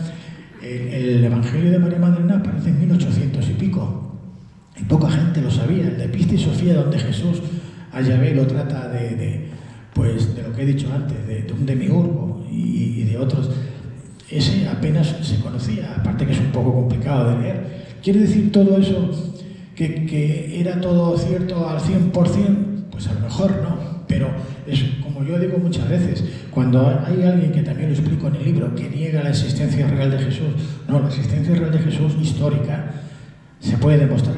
Yo creo que en el libro la argumento perfectamente para que se demuestre que efectivamente existió, ¿no? Ahora sería largo de explicar todo. O la resurrección, cómo se produjo realmente, fue resucitado. No resucitó él, fue resucitado. Y cómo además la sábana de Turín, que dicen que es un gran pintado, no la han pintado. No la han pintado. Ahora, con la tecnología que tenemos hoy, no hace 20, 50 años, que no se conocía, hoy ya podemos saber cómo ha sido una especie de láser, que lo explico en el libro. Pero claro, todo eso no se podía saber hace unos años. Lo sabemos ahora, que empezamos a avanzar tecnológicamente y cada vez sabremos más, hasta que puede ser que llegue un momento que conozcamos todo y que aparezcan estos documentos que la Iglesia ha ocultado o ha destruido. Porque la Iglesia, todos estos temas, por el poder de la Iglesia del Vaticano es inmenso, y yo creo que a veces cuando me dicen, ¿y cómo que se mantiene? Pues porque hay personas que tienen vocación, que tienen esa vocación como la que decía Jesús, de amar al prójimo, de entregarse, y esas son las personas que están manteniendo que el estamento eclesiástico siga en pie, porque si no, no tendría otra razón de ser. Pero vemos como las monjitas esas van a ayudar, los misioneros que van, todas estas personas, sin ser incluso laicos, ¿no? Porque sienten ese mensaje, ¿no? Eso es lo importante. Y quizás por eso, pues bueno, pues valga la pena que siga, pero tendrán que cambiar un poquito. Yo hace poco, en algunos programas que he tenido, me preguntaban, bueno, y el Antiguo Testamento de la Iglesia, tienen que leerlos todos para que conozcan, ¿eh? Digo, no, si es que ni siquiera tenía que estar, porque no tiene nada que ver con los cristianos, con los católicos. Es una historia de familias, parecen mafiosos, de la mafia de Italia, que se matan entre familiares, desde Abraham a nosotros. A nosotros, a los cristianos, católicos, no nos afecta para nada. No sé por qué. Los meten aquí, y esto que además está llena de errores, cargada de malas interpretaciones y tal, y luego lo que te hacen es confundir con lo otro. Bueno, no sé si hay alguien más que quiera alguna pregunta, y si no, pues paso a... Sí, hola, José Luis, que hola, David. Gracias por la charla. Bueno, David, voy a decirlo, que David escribió, bueno, yo le ayudé a publicarlo, editarlo, un libro que hablaba de algo parecido, pero él se dedicaba a todos los pasajes de los apóstoles que habían viajado en un ovni, ¿no? Lo tituló el libro Jesús viajó en un ovni, que había quien se reía y tal, y él me decía, oye, Dora, y digo, no, si es que yo también llevo años con esto, lo que pasa que llevo 25 años que, digo, no es que no me atreva, digo, es que no es el momento, porque es muy difícil publicar estos temas sin tener consecuencias, repercusiones, ¿sabéis? Hoy día yo digo, bueno, ahora ya me parece que no creo que me quemen ni tal, pero aún así habrá quien me diga que estoy un poco mal, ¿no? Pero yo me baso en los escritos, en los documentos. Y él lo hizo también, a su manera, muy bien, tiene ese libro que, bueno, si lo encontráis, leerlo también. Y perdón. No, gracias por la publicidad que me haces. No, te lo mereces, David. Lo que quería decir es que estas naves, que la gente que no esté informada, a lo mejor no sabe, que hay dos naves, el espíritu que has hablado tú, que se cubría de nubes, que se iluminaba de noche, y la gloria de Yahvé, Pues claro, las palabras originales del Antiguo Testamento, que está escrito en hebreo, la gloria de Yahvé es la traducción de la palabra kabod, y kabod significa objeto pesado y arma de guerra. Y está escrito como una nave aérea en el Antiguo Testamento. Y el espíritu, que es la palabra ruach en hebreo, que también significa aliento de vida o aire, o viento, o cosa que va por el viento. Con lo cual, viendo la palabra original y la descripción que hace la Biblia, ves claramente que es una nave que transporta personas. A Jesús lo transportó al desierto, a Felipe el evangelista, y que es una nave. Y en Ezequiel, en el Antiguo Testamento, tenemos profetas como Ezequiel o Elías, que son verdaderos contactados, que viajan en estas naves, les dan misiones y les dan poderes. Entonces, este paralelismo entre la ufología y la Biblia, que los profetas de la Biblia serían los contactados de ahora, me gustaría saber, porque hay contactados famosos, como por ejemplo Sixto Paz, que dice que ha subido a las naves, que le han dado mensajes y que incluso ha hablado cara a cara con Jesús. Esto lo ha dicho en un libro Sixto Paz. Y Sixto Paz ha convocado periodistas de todo el mundo, en el desierto en Perú, y al día y la hora que él ha dicho han aparecido los ovnis, avistamientos de ovnis que han podido comprobar muchos escépticos que no creían en esto. Entonces, si hay estas comprobaciones y estos contactados actuales que han demostrado sus contactos, serían los profetas actuales. Entonces, ¿qué credibilidad le das tú a los contactados como Sixto Paz o los más conocidos, Siracusa o el italiano este que tenía estigmas en las manos? Y esta relación que hacen ellos de su contacto con los hechos bíblicos, con los personajes de Jesús. Quería saber si tú le das credibilidad a estos contactados y crees que son los mismos que eran los profetas que nos cuenta la Biblia, los profetas actuales, o si son puros charlatanes para ti. ¿Qué opinión tienes tú de todo eso? Bueno, has hecho una exposición tremenda, ¿eh? Casi. Y fijaos que porque lo estudió y lo conoce muy bien, y ha explicado las palabras hebreas, cómo se traducen, y nos hablaban de naves precisamente y de objetos y tal, que está clarísimo, ¿no? Que él lo conoce muy bien y sabe lo que dice, y tiene razón. Y efectivamente, los contactados actuales, pues mira, es como el orégano. Dicen, no todo el monte es orégano, está en orégano. Hay de todo, David, tú lo sabes. Hay de todo. Hay personas que efectivamente han sido contactadas, que seguramente que han estado dentro de la nave y han... Pero yo creo que estas son las menos, y son las que menos publicidad hacen. Cuando uno de estos personajes, si es verdad todo esto que dicen, yo lo entiendo así, no harían congresos, cobrarían por sus cursos, no sé qué historias, porque yo creo que eso se convierte en un negocio. Entonces, claro, a mí que escriba un libro me parece muy bien, pero en el momento que ya aquí entran toda una serie de organizaciones, de talleres, de congresos, de no sé qué, que si ahora, pues hombre, eso ya a mí se me un poco, ¿sabes? Porque si lo que quieres es transmitir algo de una forma clara, que si realmente son ellos los que te han puesto, ya te pondrán los medios, y ya te abrirán el camino. Tienen no solamente eso, para hacer lo que quieran, pero hay algo detrás de todo esto. Dice, bueno, ¿por qué no se presentan directamente ya? ¿Por qué tienen que escoger a este o aquel que encima es el tonto del pueblo? Dice, no lo entiendo. Claro, porque el que se piensa que es más inteligente, ¿por qué no me vienen a mí? Que yo soy más importante que yo, y van a que este es un pobre. Bueno, pues a lo mejor lo que buscan es ese corazón, esa humildad en la persona, que saben que no van a mentir, que no se van a aprovechar de todo esto, que van a saberlo utilizar, y que quizás quien se lo merezca va a recibir esa información, ¿no? Porque seguramente que todos estos, la mayoría, pues gente que está en la política, gente que ya vemos la corrupción que hay, ¿no? Que nos están mintiendo constantemente. Te dicen una mentira, no han acabado y siguen con otra mentira. O sea, es imposible. Dice, bueno, ¿cómo puedo creerme yo algo de esto, no? Y luego, pues los medios, el que no está comprado es del otro, el que no... Tenemos 3 cadenas y 2 pertenecen al mismo, y dicen, bueno, claro, es como dice, ¿quién paga la tinta del periódico? Porque el que paga la tinta dice lo que se tiene que publicar. Desgraciadamente, eso está sucediendo. Es muy difícil, no digo imposible, pero es muy difícil. Pero hay una fórmula, y también la dijo Jesús. Me dice, maestro, ¿cómo sabremos quién es el que dice la verdad? ¿Quiénes son los? Dice, por sus hechos los conoceréis. Fijaos cómo actúan. ¿Qué hacen?